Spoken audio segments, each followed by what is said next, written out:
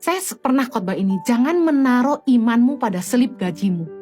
Yakini gini, kalaupun atasanmu tidak lihat kamu lembur, kalaupun atasanmu tidak melihat kerja kerasmu, yang dapat pujian itu malah manajermu, supervisormu yang mencuri idemu, katakan. Ide itu datang dari kamu, tapi mereka yang presentasi, mereka yang dapat pujian. Tapi dengar baik, Tuhan melihat semua yang kita buat.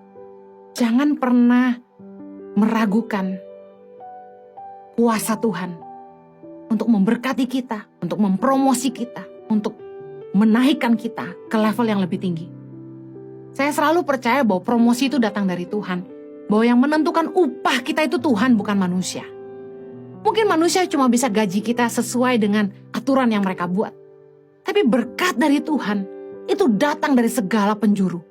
Dari utara, selatan, timur, barat. Tuhan bisa memberkati kita dengan berbagai cara. Kita tidak harus kaya untuk bisa menikmati hotel bintang 5. Kita tidak harus kaya untuk bisa menikmati mobil mewah. Kita tidak harus kaya raya untuk bisa keliling dunia. Saya sudah ngalami semuanya itu. Mungkin manusia bayar kita rendah, tapi berkat Tuhan jauh melimpah. Kesehatan yang Tuhan berikan. Berapa banyak uang yang dibutuhkan untuk cuci darah? Berapa uang yang dibutuhkan untuk pengobatan penyakit-penyakit yang luar biasa mahalnya? Dengar baik, kalau kita bisa sehat hari ini itu berkat Tuhan yang luar biasa. Kalau kita bisa bersyukur, mencukupkan diri dengan apa yang ada, itu udah berkat Tuhan yang luar biasa. Kalau kita bisa menikmati makan apa saja, di mana saja, tidak merasa jijik meskipun di warung aja, dengar, itu berkat Tuhan yang luar biasa.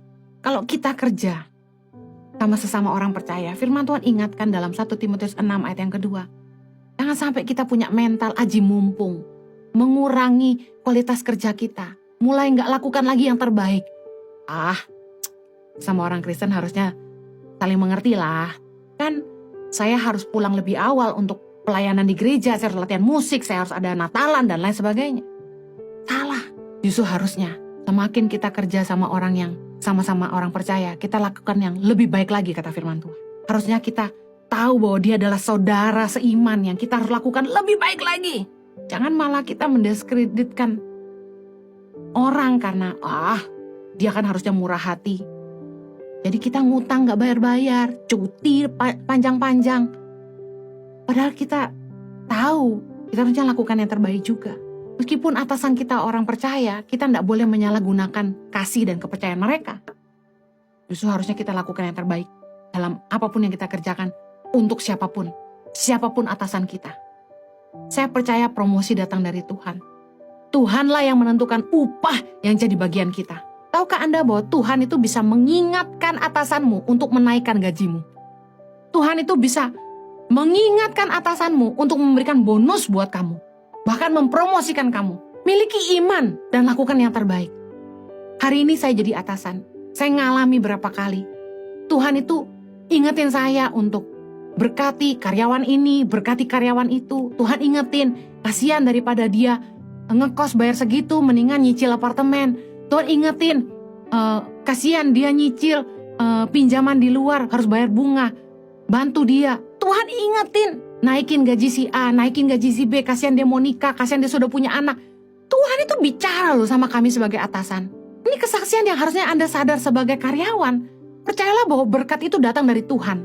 Memang atasanmu yang akan menilai kinerjamu dan karya-karyamu. Orang lain yang akan menilai karyamu. Tapi berkat itu datangnya dari Tuhan. Setialah dalam setiap perkara yang kau kerjakan.